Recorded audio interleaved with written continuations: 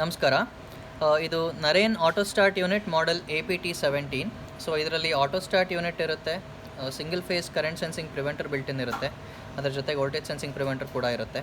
ಅದಾದಮೇಲೆ dry run protection, ನೀರು ಖಾಲಿ ಆದರೆ ಮೋಟ್ರ್ ಆಫ್ ಆಗುತ್ತೆ. ಓವರ್ಲೋಡ್ ಪ್ರೊಟೆಕ್ಷನ್ ಇರುತ್ತೆ, ಅಂದರೆ ಮೋಟರ್ ಜಾಮ್ ಆಗಿ ಜಾಸ್ತಿ ಕರೆಂಟ್ ತೊಗೊಂಡಲ್ಲಿ ಅವಾಗ ಮೋಟ್ರನ್ನ ಆಫ್ ಮಾಡುತ್ತೆ. ಅನ್ಬ್ಯಾಲೆನ್ಸ್ಡ್ ಆ್ಯಂಪ್ ಪ್ರೊಟೆಕ್ಷನ್ ಇರುತ್ತೆ, ಅಂದರೆ ಮೋಟರು ಒಂದು 3 ಲೈನಲ್ಲಿ ಯಾವ್ದಾದ್ರು ಒಂದು ಲೈನಲ್ಲಿ 50%ಗಿಂತ ಕೆಳಗೆ ಕರೆಂಟ್ ತೊಗೊಂಡಾಗ ಅನ್ಬ್ಯಾಲೆನ್ಸ್ಡ್ ಆ್ಯಂಪ್ ಅಂತ ಹೇಳಿ ಆಫ್ ಆಗುತ್ತೆ. ಅದ್ರ ಜೊತೆಗೆ 3 ಫೇಸ್ನಲ್ಲಿ ವೋಲ್ಟೇಜ್ ತೋರಿಸುತ್ತೆ, ಸೊ 3 ಫೇಸ್ ವೋಲ್ಟ್ ಮೀಟರ್ ಇರುತ್ತೆ. ಅದ್ರ ಜೊತೆಗೆ 3 ಲೈನಲ್ಲಿ ಕರೆಂಟ್ ಎಷ್ಟು ಡ್ರಾ ಮಾಡ್ತಿದೆ ಅಂತ ತೋರಿಸುತ್ತೆ, ಸೊ 3 ಫೇಸ್ ಆ್ಯಮೀಟರ್ ಕೂಡ ಇರುತ್ತೆ. ಅದ್ರ ಜೊತೆಗೆ ಆಟೋ ಸ್ಟಾರ್ಟ್ ಬೇಕಾ ಬೇಡ ಅನ್ನೋಕ್ಕೆ ಒಂದು ಸ್ವಿಚ್ ಕೊಟ್ಟಿರ್ತೀವಿ. ಆ ಸ್ವಿಚ್ ಆನ್ ಮಾಡಿದ್ರೆ ಮಾತ್ರ ಆಟೋ ಸ್ಟಾರ್ಟ್ ಯೂನಿಟ್ ಕೆಲಸ ಮಾಡುತ್ತೆ, ಇಲ್ಲಾಂದರೆ ಬರೀ ಪ್ರಿವೆಂಟರ್ ಮತ್ತು ಮೋಟರ್ ಸೇಫ್ಟಿ ಯೂನಿಟ್ ಆಗಿ ಕೆಲಸ ಮಾಡುತ್ತೆ. ಇದೆಲ್ಲದರ ಜೊತೆಗೆ ನಿಮಗೆ ಡ್ರೈ ರನ್ ರೀಸ್ಟಾರ್ಟ್ ಟೈಮರ್ ಅಂತ ಒಂದು ಆಪ್ಷನ್ ಇರುತ್ತೆ, ಅಂದರೆ ಮೋಟರ್ ಡ್ರೈ ರನ್ ಆಗಿ ಆಫ್ ಆದಾಗ ಎಷ್ಟು ನಿಮಿಷ ಬಿಟ್ಟು ನೀವು ಮೋಟ್ರ್ ಮತ್ತೆ ಆನ್ ಆಗಬೇಕು ಅನ್ನೋ ಟೈಮ್ನ ನೀವು ಸೆಟ್ ಮಾಡ್ಬೋದು. ಆ ಟೈಮ್ನ ನೀವು ಸೆಟ್ ಮಾಡಿದ್ದಲ್ಲಿ ಮೋಟ್ರ್ ಡ್ರೈ ರನ್ನಿಂದ ಏನಾದರೂ ಆಫ್ ಆದರೆ ನೀವು ಸೆಟ್ ಮಾಡಿರೋ ಅಷ್ಟಂತ ಟೈಮು ವೆಯ್ಟ್ ಮಾಡಿ ಅದಾದಮೇಲೆ ಮೋಟ್ರ್ ತನ್ನಷ್ಟಕ್ಕೆ ತಾನೇ ಆನ್ ಆಗುತ್ತೆ. ಮತ್ತು ನೀರಿದ್ದರೆ ನೀರು ಇರೋ ಅಷ್ಟೊತ್ತು ಕಾಲ ಮತ್ತೆ ರನ್ ಆಗುತ್ತೆ. ಸೊ ಇದೆಲ್ಲ ಫೀಚರ್ಸ್ ಇರೋವಂಥ ಒಂದು ಕಂಪ್ಲೀಟ್ ಪ್ರಾಡಕ್ಟು, ಎಲ್ಲ 3 ಫೇಸ್ ಸ್ಟಾರ್ಟರ್ಸ್ ಯೂಸ್ ಮಾಡೋವಂಥ ಪ್ರಾಡಕ್ಟು APT17 ಆಗಿರುತ್ತೆ. ಸೊ ಇದನ್ನು ನೀವು 1 HP ಇಂದ 30 HP ವರೆಗೂ ಯೂಸ್ ಮಾಡ್ಬೋದು. ಪ್ರತಿ ಒಂದು ಸ್ಟಾರ್ಟರ್ ಜೊತೆನೂ ಇದು ಕಂಪ್ಯಾಟಿಬಲ್ ಆಗಿರುತ್ತೆ. ಸೊ ಒಂದು ಸಿಂಪಲ್ ಯೂನಿಟ್ ಆಗಿರುತ್ತೆ, ನಿಮ್ಮ ಪ್ರತಿಯೊಂದು ಫೀಚರ್ ಕೂಡ ಇದರಲ್ಲಿ ಬಿಲ್ಟಿನ್ ಆಗಿರುತ್ತೆ. ಸೊ ಬನ್ನಿ ಇದರ ಕನೆಕ್ಷನ್ಸ್ ಯಾವ ರೀತಿ ಮಾಡೋದು ಅಂತ ನೋಡೋಣ. ಈ ಕನೆಕ್ಷನ್ಗೋಸ್ಕರ ನಾವೇನು ಮಾಡ್ತಾ ಇದ್ವಿ, LTLK DOL ಸ್ಟಾರ್ಟರ್ನ ಡೆಮಾನ್ಸ್ಟ್ರೇಟ್ ಮಾಡ್ತಾ ಇದ್ವಿ ಕನೆಕ್ಷನ್ಸ್ಗೆ. ಸೊ ಸ್ಟಾರ್ ಡೆಲ್ಟಾ ಕನೆಕ್ಷನ್ಸಿಗೆ ನೀವು ಮತ್ತೊಂದು ವೀಡಿಯೋನಲ್ಲಿ ಸ್ಟಾರ್ ಡೆಲ್ಟಾ ಕನೆಕ್ಷನ್ಸ್ ಮಾಡಿರ್ತೀವಿ, ಅದನ್ನು ನೋಡ್ಬೋದು. ಸೊ ಇದರಲ್ಲಿ DOL ಸ್ಟಾರ್ಟರ್ಗೆ APT17ನ ಯಾವ ರೀತಿ ಕನೆಕ್ಟ್ ಮಾಡೋದು ಅಂತ ನೋಡೋಣ. ಸೊ LTLK DOL ಸ್ಟಾರ್ಟರ್ ಎಲ್ಲ ಈ ರೀತಿ ಇರುತ್ತೆ, ಅಬ್ಸರ್ವ್ ಮಾಡ್ಬೋದು. ಸೊ ಇದರಲ್ಲಿ ಇನ್ಕಮಿಂಗ್ ಲೈನ್ 3 ಸಪ್ಲೈ ಲೈನ್ಸು ಇಲ್ಲಿ ಬಂದಿರುತ್ತೆ. ಇನ್ಕಮಿಂಗ್ ಲೈನ್ ಇಲ್ಲಿ ಕೊಟ್ಟಿರ್ತೀರ, ಆಮೇಲೆ ಮೋಟ್ರ್ ಕೇಬಲ್ಸು ಇಲ್ಲಿಂದ ಡ್ರಾ ಮಾಡಿರ್ತೀರ ಮೇಲ್ಗಡೆಯಿಂದ. ಓಕೆ, ಸೊ APT17ನ ನೀವು ಸಪ್ಲೈ ಎಂಡ್ ಕಡೆ ಆದರೂ ಹಾಕ್ಬೋದು, ಮೋಟ್ರ್ ಎಂಡ್ ಕಡೆ ಆದರೂ ಹಾಕ್ಬೋದು. ಇವಾಗ ನಾನು ಮೋಟ್ರ್ ಎಂಡ್ ಕಡೆ ಹಾಕಿ ಡೆಮಾನ್ಸ್ಟ್ರೇಟ್ ಮಾಡ್ತಾ ಇದ್ದೀನಿ. ಅಂದರೆ ಮೋಟ್ರ್ ಕೇಬಲ್ಸ್ ಹೋಗುತ್ತಲ್ಲ, ಸೊ ಮೋಟರ್ ಕೇಬಲ್ಸ್ ಇಲ್ಲಿ ಕನೆಕ್ಟ್ ಆಗೋಕ್ಕಿಂತ ಮುಂಚೆ ಇಲ್ಲಿ ನಮ್ಮ APT17ನಲ್ಲಿ 3 ಹೋಲ್ಸ್ ಕೊಟ್ಟಿರ್ತೀವಿ. ಇದು CT ಇರುತ್ತೆ ಇದರೊಳಗಡೆ. ಸೊ 3 ಹೋಲ್ ಒಳಗಡೆ ಮೋಟ್ರ್ ಕೇಬಲ್ ಪಾಸ್ ಆಗಬೇಕು, ಅಂದರೆ ಲೋಡ್ ತೊಗೊಳ್ಳೋವಂಥ ದಪ್ಪ ಕೇಬಲ್ಗಳು ಈ 3 ಹೋಲ್ ಒಳಗಡೆ ಪಾಸ್ ಆಗಬೇಕಾಗುತ್ತೆ. ಸೊ ನೀವು ಈ ಕಡೆಯಿಂದ ತೊಗೊಂಡು ಈ ಕಡೆ ಹೋಗಬೇಕು, ಈ ಹೋಲ್ ಆ ಕಡೆಯಿಂದ ಈ ಕಡೆಗೆ ಇರುತ್ತೆ. ಸೊ ಜಸ್ಟ್ ಪಾಸ್ ಆಗುತ್ತೆ ಅಷ್ಟೇ, ಎಲ್ಲೂ ಕನೆಕ್ಷನ್ ಆಗೋದಿಲ್ಲ, ಸುಮ್ಮನೆ ಇದ್ರ ಥ್ರೂ ಪಾಸ್ ಆಗಬೇಕು. ಸೊ ಆ ಕಡೆಯಿಂದ ಈ ಕಡೆಗೆ ಹೋಗಬೇಕು ಆ ಹೋಲಲ್ಲಿ. ಸೊ ಇದು 3 CT ಇರೋದ್ರಿಂದ ಮೋಟ್ರ್ ಕಡೆ ಕೊಟ್ಟಿದ್ದೀವಿ ನಾವು. ಇದನ್ನು ಸಪ್ಲೈ ಕಡೆ ಕೂಡ ಕೊಡ್ಬೋದು. ಸಪ್ಲೈ ಕಡೆ ಕೊಡೋದಿದ್ರೆ ಇನ್ಕಮಿಂಗ್ ಲೈನ್ನು ಈ 3 ಹೋಲಲ್ಲಿ ಪಾಸ್ ಆಗಿ ನಿಮ್ಮ ಸ್ಟಾರ್ಟ್ರಿಗೆ ಇನ್ಕಮಿಂಗಾಗಿ ಹೋಗಬೇಕಾಗುತ್ತೆ. ಓಕೆ, ಸೊ ನಾವಿವಾಗ ಮೋಟ್ರ್ ಎಂಡದ ಡೆಮಾನ್ಸ್ಟ್ರೇಟ್ ಮಾಡ್ತಾ ಇದ್ದೀವಿ. ಸೊ ಇದು 3 CT ಆದಮೇಲೆ ರೈಟ್ ಹ್ಯಾಂಡ್ ಸೈಡ್ನಲ್ಲಿ ನಿಮಗೆ ಕನೆಕ್ಟರ್ಸ್ ಕೊಟ್ಟಿರ್ತೀವಿ. ಸೊ 7 ವೇ ಕನೆಕ್ಟರ್ ಇರುತ್ತೆ. ಸೊ ಈ ಕನೆಕ್ಟರ್ಸ್ ಯಾವ ರೀತಿ ಕನೆಕ್ಟ್ ಮಾಡೋದು ಅಂತ ನೋಡೋಣ. ಸೊ ಕೆಳಗಡೆಯಿಂದ ನೋಡ್ಬೋದು, ಸ್ಟಿಕ್ಕರಿಂಗ್ ಮಾಡಿರ್ತೀವಿ. ಫಸ್ಟ್ RYB ಅಂತ ಮೆನ್ಷನ್ ಮಾಡಿರ್ತೀವಿ. RYB C1 C2 ಮತ್ತು C3 C4 ಈ ರೀತಿ ಇರುತ್ತೆ. ಸೊ RYB ಅನ್ನೋದು ಆಕ್ಸಿಲರಿ 3 ಫೇಸ್ ಸಪ್ಲೈ. ಸೊ 3 ಲೈನ್ನ ನಾವು RYBಗೆ ಕನೆಕ್ಟ್ ಮಾಡಬೇಕಾಗುತ್ತೆ, ರೆಡ್ ಎಲ್ಲೋ ಬ್ಲೂ. ನಂತರ C1 ಆ್ಯಂಡ್ C2 ಅನ್ನೋದು ಆಟೋ ಸ್ಟಾರ್ಟ್ ಕನೆಕ್ಷನ್ ಆಗಿರುತ್ತೆ. C3 ಆ್ಯಂಡ್ C4 ಅನ್ನೋದು ಪ್ರಿವೆಂಟರ್ ಕನೆಕ್ಷನ್ ಆಗಿರುತ್ತೆ. ಸೊ RYB ಕೊಟ್ಟಾದಮೇಲೆ C1 ಆ್ಯಂಡ್ C2ನ ಎಲ್ಲಿ ಕನೆಕ್ಟ್ ಮಾಡೋದು ಅಂತ ನೋಡೋಣ. ಸೊ C1 ಆ್ಯಂಡ್ C2ಗೆ 2 ಗ್ರೇ ವೈರ್ ತೊಗೊಂಡಿದ್ದೀವಿ, 2 grey colour wire. So C1 and C2 ಯಾವಾಗಲೂ ಆನ್ ಬಟನ್ಗೆ ಪ್ಯಾರಲಲ್ ಆಗಿ ಹೋಗಬೇಕು, ಅಕ್ರಾಸ್ ಆನ್ ಬಟನ್ ಕನೆಕ್ಟ್ ಮಾಡಬೇಕಾಗುತ್ತೆ. ಸೊ LTLK ಸ್ಟಾರ್ಟರ್ನಲ್ಲಿ ಆನ್ ಬಟನ್ ಇದಾಗಿರುತ್ತೆ. ಆನ್ ಬಟನ್ನಿಗೆ ಬರೋವಂಥ ಕನೆಕ್ಟರ್ಗಳು ಇದೆರಡು ಆಗಿರುತ್ತೆ. ಸೊ ಆನ್ ಬಟನ್ನಿಗೆ ಬರೋವಂಥ ಕನೆಕ್ಟರ್ಸು ಇದೆರಡು ಆಗಿರುತ್ತೆ. ಸೊ C1 ಇಂದ ಬರುವಂಥ ವೈರ್ ಇಲ್ಲಿಗೆ ಹೋಗಬೇಕು, C2 ಇಂದ ಬರುವಂಥ ವೈರ್ ಇಲ್ಲಿಗೆ ಹೋಗಬೇಕು. ಅದಲು ಬದಲಾದರೂ ಪರವಾಗಿಲ್ಲ, ನಾವು 2 ಗ್ರೇ ವೈರ್ ತೊಗೊಂಡಿದ್ದೀವಿ ಅಂತ ಹೇಳಿದೆ. ಆ 2 ಗ್ರೇ ವೈರ್ನ ನೋಡಿ ಅಬ್ಸರ್ವ್ ಮಾಡಿ, ಒಂದು ಇಲ್ಲಿ ಕನೆಕ್ಟ್ ಆಗ್ತಿದೆ, ಮತ್ತೊಂದು ಇಲ್ಲಿ ಕನೆಕ್ಟ್ ಆಗ್ತಿದೆ. ಒಂದು ಇಲ್ಲಿ ಕನೆಕ್ಟ್ ಆಗ್ತಿದೆ, ಮತ್ತೊಂದು ಇಲ್ಲಿ ಕನೆಕ್ಟ್ ಆಗ್ತಿದೆ. ಅದೇ ರೀತಿ C3 and C4 preventer connections ಮಾಡಬೇಕು. ಸೊ C3 ಮತ್ತು C4 ಇಂದ 2 ಗ್ರೀನ್ ವೈರ್ ತೊಗೊಂಡಿದ್ದೀವಿ. ಸೊ C3 ಆ್ಯಂಡ್ C4 ಎಲ್ಲಿ ಕನೆಕ್ಟ್ ಆಗಬೇಕು ಅಂತ ಹೇಳ್ತೀವಿ. ಸೊ LTLK ಸ್ಟಾರ್ಟರ್ನಲ್ಲಿ ನಿಮಗೆ ಈ ಪಾಯಿಂಟಿಂದ ಈ ಪಾಯಿಂಟಿಗೆ ಒಂದು ಸಣ್ಣ ವೈರ್ ಇರುತ್ತೆ, ಈ ರೀತಿ ಒಂದು ಸಣ್ಣ ವೈರ್ ಇರುತ್ತೆ. ಆ ವೈರ್ನ ನೀವು ತೆಗಿಬೇಕಾಗುತ್ತೆ. ಅದೆರಡು ಪಾಯಿಂಟ್ ಕನೆಕ್ಟ್ ಆಗಿರೋಂಥ ವೈರ್ನ ಬಿಚ್ಚಬೇಕು ಈ ಥರ. ಆ ವೈರ್ನ ಬಿಚ್ಚಿ ಆ ವೈರ್ ಯಾವ 2 ಪಾಯಿಂಟ್ ಕನೆಕ್ಟ್ ಆಗಿರುತ್ತೋ ಅದೇ 2 ಪಾಯಿಂಟಿಗೆ C3 ಒಂದು ಕಡೆಗೆ C4 ಒಂದು ಕಡೆ ಕನೆಕ್ಟ್ ಮಾಡಬೇಕು. ಸೊ C3 ಇಲ್ಲಿ ಕನೆಕ್ಟ್ ಮಾಡ್ತೀವಿ, C4 ಇಲ್ಲಿ ಕನೆಕ್ಟ್ ಮಾಡ್ತೀವಿ. ಸೊ C3 C4 ಇಂಟರ್ಚೇಂಜ್ ಆದರೂ ಕೂಡ ಏನೂ ಪ್ರಾಬ್ಲಮ್ ಇಲ್ಲ. ಸೊ ಬಟ್ C3 ಒಂದಕ್ಕೆ ಹೋಗಬೇಕು, C4 ಒಂದಕ್ಕೆ ಹೋಗಬೇಕಾಗುತ್ತೆ. ಸೊ ಇದು ಪ್ರಿವೆಂಟರ್ ಕನೆಕ್ಷನ್. ಸೊ ಇಷ್ಟು ಕನೆಕ್ಷನ್ ಮಾಡಿದರೆ ಫುಲ್ ಸೆಟಪ್ ಆಗುತ್ತೆ, ಇನ್ನೇನು ನೀವು ವರಿ ಮಾಡೋವಂಥದ್ದಿಲ್ಲ. ಸೊ ನಮ್ಮದು auto start unit model APT17 connection ಮುಗಿದಿದೆ ಈಗ. ಸೊ ಈಗ ಪವರ್ ಅಪ್ ಮಾಡಿ ಸಿಸ್ಟಮ್ನ ಯಾವ ರೀತಿ ಡಿಸ್ಪ್ಲೇ ಕಾಣುತ್ತೆ ಅಂತ ನೋಡೋಣ. ಸೊ ಪವರ್ ಅಪ್ ಮಾಡಿದ ತಕ್ಷಣ ನಿಮಗೆ LCD ಮೇಲೆ ಕಂಪ್ನಿ ಹೆಸರು ಫಸ್ಟ್ ಬರುತ್ತೆ. ಕಂಪ್ನಿ ಹೆಸರು ಬಂದ ಮೇಲೆ ಎರಡು ಸ್ಕ್ರೀನ್ ಬರುತ್ತೆ. ಸೊ ಒಂದು ಕರೆಂಟ್ ಸ್ಕ್ರೀನ್ ಅಂತ ಕರಿತೀವಿ ಇದನ್ನು, ಕರೆಂಟ್ ಸೆಟ್ಟಿಂಗ್ ಅಥವಾ ಕರೆಂಟ್ ಸ್ಕ್ರೀನ್. ಈ ಸ್ಕ್ರೀನ್ ಬಂತಲ್ಲ ಇದು ವೋಲ್ಟೇಜ್ ಸ್ಕ್ರೀನ್. ಸೊ ವೋಲ್ಟೇಜ್ 3 ಲೈನಲ್ಲಿ ಎಷ್ಟು ತೊಗೊಳ್ತಾ ಇದೆ ಅಂತ ತೋರಿಸುತ್ತೆ ಒಂದು ಸ್ಕ್ರೀನಲ್ಲಿ, ಒಂದು 5 ಸೆಕೆಂಡು. ಈ ವೋಲ್ಟೇಜ್ ಸ್ಕ್ರೀನ್ 5 ಸೆಕೆಂಡ್ ತೋರಿಸಿದ್ಮೇಲೆ ಈಗ ಕರೆಂಟ್ ಸ್ಕ್ರೀನ್ ಬಂತು. ಕರೆಂಟ್ ಸ್ಕ್ರೀನ್ ಒಂದು 5 ಸೆಕೆಂಡ್ ಇರುತ್ತೆ. ಇದರಲ್ಲಿ ಲೋ ಆ್ಯಮ್ಸು ಹೈ ಆ್ಯಮ್ ಸೆಟ್ಟಿಂಗು ಮತ್ತು ಮೋಟ್ರ್ ಆನ್ ಆದಾಗ ಎಷ್ಟು ಕರೆಂಟ್ ತೊಗೊಳ್ತು ಅಂತ 2ನೇ ಲೈನಲ್ಲಿ ತೋರಿಸುತ್ತೆ. ಈಗ ಮೋಟ್ರ್ ಆನ್ ಮಾಡಿ ಆ ಸೆಟ್ಟಿಂಗ್ ಯಾವ ರೀತಿ ಬರುತ್ತೆ ಅಂತ ನೋಡೋಣ. ಮೋಟ್ರನ್ನ ಮ್ಯಾನ್ಯಲಿ ಆನ್ ಮಾಡ್ತಾ ಇದ್ದೀನಿ. ಸೊ ಮೋಟ್ರನ್ನ ಆನ್ ಮಾಡಿದ ತಕ್ಷಣ ನೀವು ಇಲ್ಲಿ ನೋಡ್ಬೋದು ಮೋಟ್ರ್ ಆನ್ ಲೈಟ್ ಬರುತ್ತೆ. ಮೋಟ್ರ್ ಆನ್ ಲೈಟ್ ಬಂದು ನಿಮಗೆ 3 ಲೈನಲ್ಲಿ ಎಷ್ಟು ಕರೆಂಟ್ ತೊಗೊಳುತ್ತೆ ಅಂತ ತೋರಿಸುತ್ತೆ. ಸೊ ವೋಲ್ಟೇಜ್ ಸ್ಕ್ರೀನ್ ವೋಲ್ಟೇಜ್ ತೋರಿಸ್ತಾ ಇರುತ್ತೆ. ನಂತರ ಕರೆಂಟ್ ಸ್ಕ್ರೀನ್ ಬಂದಾಗ ಸೆಕೆಂಡ್ ಲೈನಲ್ಲಿ ಅಬ್ಸರ್ವ್ ಮಾಡಿ R5 Y6 B5 ಅಂದರೆ 5 6 5 ಆ್ಯಮ್ಸ್ ತೊಗೊಳ್ತಾ ಇದೆ. ನಮ್ಮದು ಸ್ಮಾಲ್ ಮೋಟರ್ ಇದು 3 HP motor. So 5 low amps ತೊಗೊಳ್ತಾ ಇದೆ. ಸೊ ಎಲ್ ಮತ್ತು ಹೆಚ್ ಅನ್ನೋ ಸೆಟ್ಟಿಂಗ್ ಏನು ಅಂತ ಹೇಳಿದ್ರೆ ಅಂಡರ್ ಕರೆಂಟ್ ಮತ್ತು ಓವರ್ ಕರೆಂಟ್ ಸೆಟ್ಟಿಂಗ್ ಅಂತ ಹೇಳಿ. ಸೊ ನೀವು ಮೋಟರ್ನ ಆನ್ ಮಾಡಿ 2ನೇ ಲೈನಲ್ಲಿ ಎಷ್ಟು ಕರೆಂಟ್ ತೊಗೊಳ್ತದೆ ಅಂತ 3 ಲೈನಲ್ಲಿ ಅಬ್ಸರ್ವ್ ಮಾಡ್ತೀರಾ. ಅದಕ್ಕಿಂತ 1 ಪಾಯಿಂಟ್ ಕಡಿಮೆಗೆ ಲೋನ ಸೆಟ್ ಮಾಡಿ, 1 ಅಥವಾ 2 ಪಾಯಿಂಟ್ ಕಡಿಮೆಗೆ, ಹೈನ 2 ಪಾಯಿಂಟ್ಸ್ ಅಥವಾ 3 ಪಾಯಿಂಟ್ಸ್ ಜಾಸ್ತಿಗೆ ಹೈನ ಸೆಟ್ ಮಾಡಿ. ಸೊ ಹೈನ ಅಥವಾ ಲೋನ ಸೆಟ್ ಮಾಡೋಕ್ಕೆ ನಾವು 2 ನಾಬ್ ಯೂಸ್ ಮಾಡ್ತೀವಿ. ಒಂದು ಬ್ಲೂ ಕಲರ್ ನಾಬ್ ಇರುತ್ತೆ, ಒಂದು ಗ್ರೀನ್ ಕಲರ್ ನಾಬ್ ಇರುತ್ತೆ. ಸೊ ಲೋನ ಸೆಟ್ ಮಾಡೋಕ್ಕೆ ಈ ನಾಬ್ ಯೂಸ್ ಮಾಡ್ತೀವಿ. ಇದನ್ನು ಬಲಗಡೆ ತಿರುಗಿಸಿದ್ರೆ ಲೋ ವ್ಯಾಲ್ಯೂ ಜಾಸ್ತಿ ಆಗುತ್ತೆ, ಅಬ್ಸರ್ವ್ ಮಾಡಿ. ಅದೇ ರೀತಿ ಎಡಗಡೆ ತಿರುಗಿಸಿದ್ರೆ ಲೋ ವ್ಯಾಲ್ಯೂ ಕಡಿಮೆ ಆಗುತ್ತೆ. ಹೈ ವ್ಯಾಲ್ಯೂ ಸೆಟ್ ಮಾಡಬೇಕು ಅಂದರೆ ಇದನ್ನು ಗ್ರೀನ್ ನಾಬ್ ಮೇಲೆ ಟೆಸ್ಟರ್ನ ಪ್ಲೇಸ್ ಮಾಡಿ ಎಡಗಡೆ ತಿರುಗಿಸಿದ್ರೆ ಹೈ ವ್ಯಾಲ್ಯೂ ಕಡಿಮೆ ಆಗುತ್ತೆ. ಅದೇ ರೀತಿ ಬಲಗಡೆ ತಿರುಗಿಸಿದ್ರೆ ಹೈ ವ್ಯಾಲ್ಯೂ ಜಾಸ್ತಿ ಆಗುತ್ತೆ. ನಿಮಗೆ ಯಾವ ವ್ಯಾಲ್ಯೂ ಬೇಕೋ ಆ ವ್ಯಾಲ್ಯೂಗೆ ಇದನ್ನು ನಿಲ್ಲಿಸ್ಕೊಳ್ಬೇಕು. ಅಂದರೆ ಮೋಟ್ರ್ ಆ್ಯಮ್ಸ್ ತೊಗೊಂಡು ಅದಕ್ಕಿಂತ ಒಂದು 2 ನಂಬರ್ಸ್ ಜಾಸ್ತಿಗೆ ಯಾವಾಗಲೂ ಹೈ ವ್ಯಾಲ್ಯೂನ ಸೆಟ್ ಮಾಡಿ, ಒಂದು 1 ನಂಬರ್ ಅಥವಾ 2 ನಂಬರ್ಸ್ ಕಡಿಮೆಗೆ ಲೋ ವ್ಯಾಲ್ಯೂ ಸೆಟ್ ಮಾಡಿ.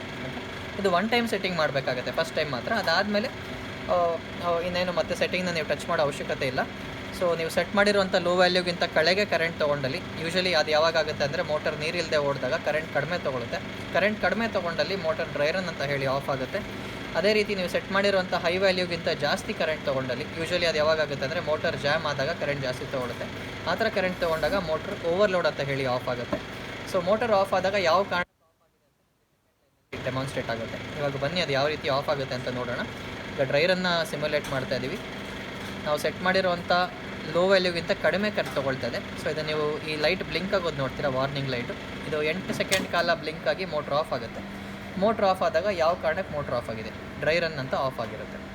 ಸೊ ಇದೇ ರೀತಿ ಮತ್ತೆ ಮೋಟ್ರನ್ನ ಆನ್ ಮಾಡ್ತೀನಿ. ಸೊ ಮೋಟ್ರನ್ನ ಆನ್ ಮಾಡಿದ ತಕ್ಷಣ ಕರೆಂಟ್ ಬಂದಿದ ತಕ್ಷಣ ರೀಸೆಟ್ ಆಗುತ್ತೆ ಇದು ಎರರ್ ಕಂಡೀಷನ್. ಅದಾದಮೇಲೆ ಮೋಟರ್ ಓವರ್ಲೋಡಿಂದ ನಾವು ಟ್ರಿಪ್ ಮಾಡ್ತೀವಿ. ಓವರ್ಲೋಡ್ ಟ್ರಿಪ್ಪಿಂಗ್ ಆದರೆ ಹೆಂಗೆ ಟ್ರಿಪ್ ಆಗುತ್ತೆ ನೋಡೋಣ. ಈಗ ನಾವು ಸೆಟ್ ಮಾಡಿರೋ ಹೈ ವ್ಯಾಲ್ಯೂಗಿಂತ ಜಾಸ್ತಿ ಕರೆಂಟ್ ತೊಗೊಳ್ತಾ ಇದೆ ಮೋಟರು. ಸೊ ಅಗೇನ್ ಇವಾಗ ನಿಮ್ಮದು ವಾರ್ನಿಂಗ್ ಲೈಟ್ 12 ಸೆಕೆಂಡ್ಗಳ ಕಾಲ ಬ್ಲಿಂಕ್ ಆಗುತ್ತೆ. ಬ್ಲಿಂಕ್ ಆಗಿ ಮೋಟರ್ ಟ್ರಿಪ್ ಆಗುತ್ತೆ. ಸೊ ಮೋಟರ್ ಯಾವ ಕಾರಣಕ್ಕೆ ಟ್ರಿಪ್ ಆಗಿದೆ ಅಂತ ನೀವು ಸೆಕೆಂಡ್ ಲೈನಲ್ಲಿ ಅಬ್ಸರ್ವ್ ಮಾಡ್ಬೋದು. ಈಗ 2ನೇ ಲೈನ್ ನೋಡಿ, ಓವರ್ಲೋಡ್ ಎರರ್. ಸೊ ಅಂದರೆ ಮೋಟರ್ ಜಾಸ್ತಿ ಕರೆಂಟ್ ತೊಗೊಂಡು ಆಫ್ ಆಗಿದೆ ಅಂತ ಅರ್ಥ.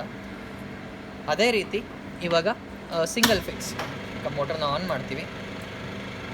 ಸೊ ಮೋಟರ್ ಆನ್ ಆಗಿದೆ. ಈಗ ಒಂದು ಲೈನ್ ನಾವು ತೆಗಿತಾ ಇದ್ದೀವಿ. ಸೊ ಒಂದು ಲೈನ್ ಡಿಸ್ಟರ್ಬ್ ಆಯಿತು. ಮೋಟ್ರ್ ಕಡೆ ಕೇಬಲ್ ಆದರೂ ಕಟ್ ಆಗಲಿ, ಸಪ್ಲೈ ಕಡೆ ಒಂದು ಲೈನ್ ಆದರೂ ಪ್ರಾಬ್ಲಮ್ ಬರಲಿ, ಆವಾಗ ಮೋಟ್ರ್ ಟ್ರಿಪ್ ಆಗುತ್ತೆ. ಸೊ ಈಗ ನಾನು ಒಂದು ಲೈನ್ ತೆಗಿಳ್ತಾ ಇದ್ದೀನಿ.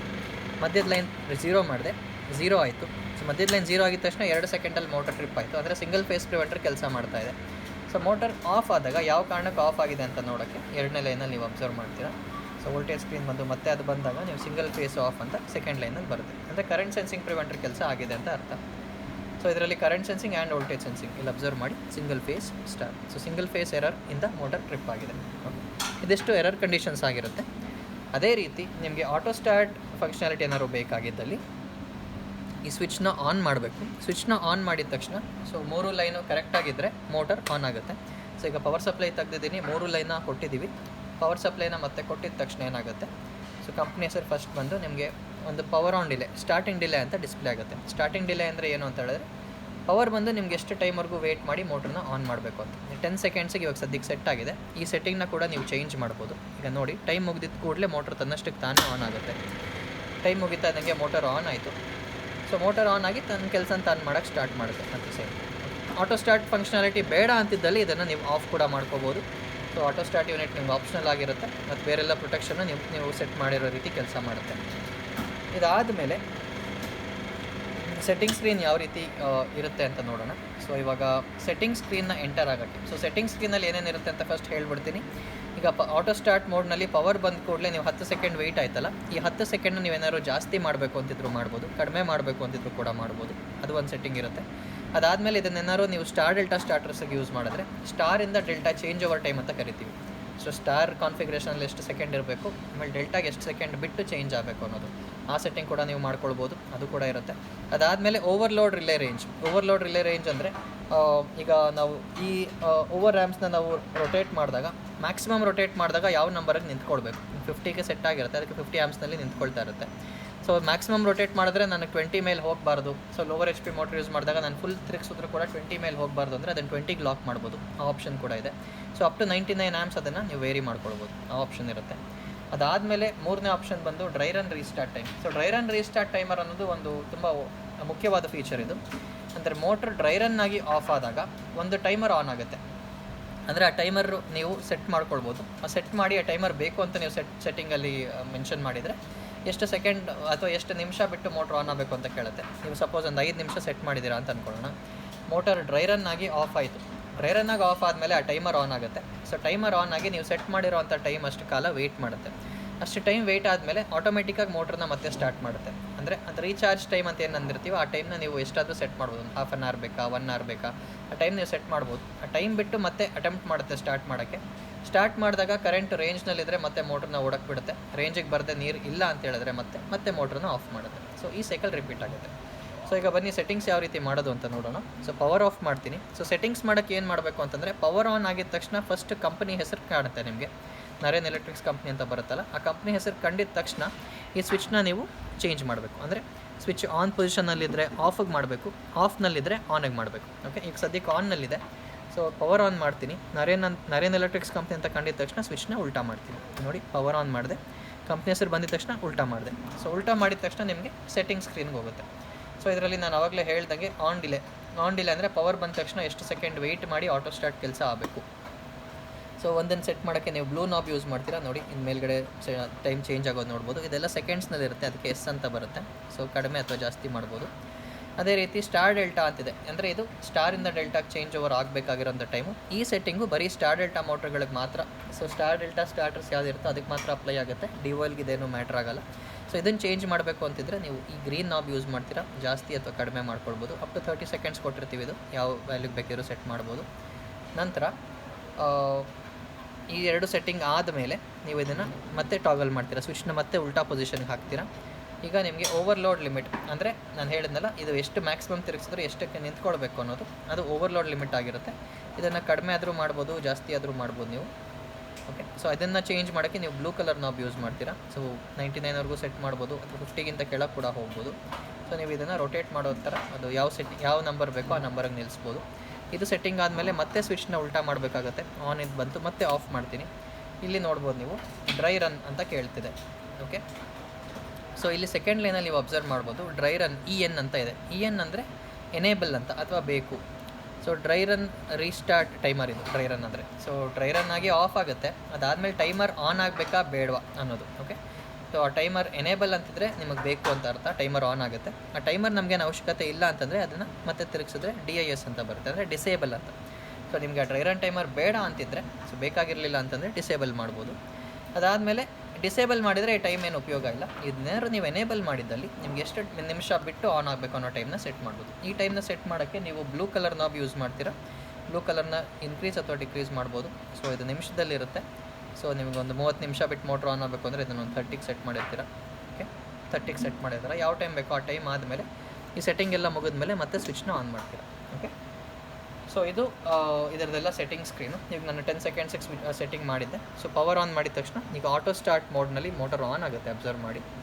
ಈಗ ಮೋಟ್ರ್ ಆನ್ ಆದಮೇಲೆ ಡ್ರೈ ರನ್ ಸೆಟ್ಟಿಂಗ್ ಒಂದ್ಸಲಿ ಮತ್ತೆ ನೋಡೋಣ ಯಾವ ರೀತಿ ಅಂಥೇಳಿ. ಸೊ ಡ್ರೈ ರನ್ 30 ನಿಮಿಷಕ್ಕೆ ಸೆಟ್ ಮಾಡಿದ್ದೀವಿ. ಈಗ ಮೋಟರ್ ಆನ್ ಆಯಿತು. ಡ್ರೈ ರನ್ ಕಂಡೀಷನ್ನ ಸಿಮ್ಯುಲೇಟ್ ಮಾಡ್ತಾಯಿದ್ದೀವಿ. ಸೊ ಮೋಟರ್ ಆನ್ ಆಯಿತು. ಡ್ರೈ ರನ್ ಆಗಿದ ತಕ್ಷಣ ಮೋಟರ್ ಆಫ್ ಆಗುತ್ತೆ. ಸೊ 8 ಸೆಕೆಂಡಲ್ಲಿ ಮೋಟರ್ ಆಫ್ ಆಗಬೇಕು.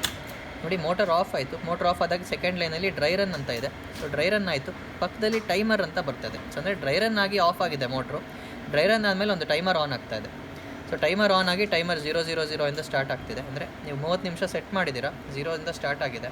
ಸೊ 1 ನಿಮಿಷ ಆದಮೇಲೆ ಅದು 1-2 ಮಿನಿಟ್ಸ್ ಆದಮೇಲೆ 2 ಆ ಥರ ಟೈಮ್ ಅಪ್ ಆಗಿ ನಂತರ ನಿಮ್ಮದು 30 ನಿಮಿಷ ಟೈಮ್ ಮುಗಿದ ಮೇಲೆ ಮೋಟರ್ ತನ್ನಷ್ಟಕ್ಕೆ ತಾನೇ ಆನ್ ಆಗುತ್ತೆ. ಸೊ ಈ ಫಂಕ್ಷನಾಲಿಟಿ ಆಗೋಕ್ಕೆ ಇದು ಯಾವಾಗಲೂ ಆಟೋ ಸ್ಟಾರ್ಟ್ ಮೋಡ್ನಲ್ಲಿ ಇರಬೇಕಾಗತ್ತೆ. ಆಟೋ ಸ್ಟಾರ್ಟ್ ಮೋಡ್ನಲ್ಲಿದ್ದಾಗ ಟೈಮ್ ಮುಗಿತಾ ಇದ್ದಂಗೆ ಮೋಟರ್ ಆನ್ ಆಗುತ್ತೆ. ಸೊ ಮೋಟರ್ ಆನ್ ಆಗಿ ತನ್ನ ಕೆಲಸ ತಾನು ಮಾಡುತ್ತೆ. ಡ್ರೈ ರನ್ ಮತ್ತೆ ಹಾಕಾರಾದರೆ ಮತ್ತೆ ಆಫ್ ಆಗಿ ಮತ್ತೆ ಟೈಮರ್ ಆನ್ ಆಗುತ್ತೆ ಫ್ರೆಶ್ ಆಗಿ. ಸೊ ಇದು ಪ್ರಿಟಿ ಮಚ್ ಇದರದ್ದೆಲ್ಲ ಫೀಚರ್ಸ್ ಹೇಳಿದ್ದೀವಿ. ಐ ಆಮ್ ಶೋರ್ ಇದು ಸ್ವಲ್ಪ ದೊಡ್ಡ ವೀಡಿಯೋ ಆಗಿತ್ತು, ನಿಮಗೆ ಸಾಕಷ್ಟು ಡೌಟ್ಸ್ ಇರುತ್ತೆ. ನಿಮ್ಗೆ ಏನಾದರೂ ಈ ಪ್ರಾಡಕ್ಟ್ ಬಗ್ಗೆ ಇನ್ನೂ ಹೆಚ್ಚಿನ ಮಾಹಿತಿ ಬೇಕು ಅಥವಾ ಯಾವ್ದಾದ್ರು ಪಾಯಿಂಟ್ ಕ್ಲಿಯರ್ ಆಗಿಲ್ಲ ಮತ್ತು ಇನ್ಫಾರ್ಮೇಷನ್ ಬೇಕು ಅಂತಿದ್ರೆ ನಮ್ಮನ್ನ ಕಾಂಟ್ಯಾಕ್ಟ್ ಮಾಡಿ.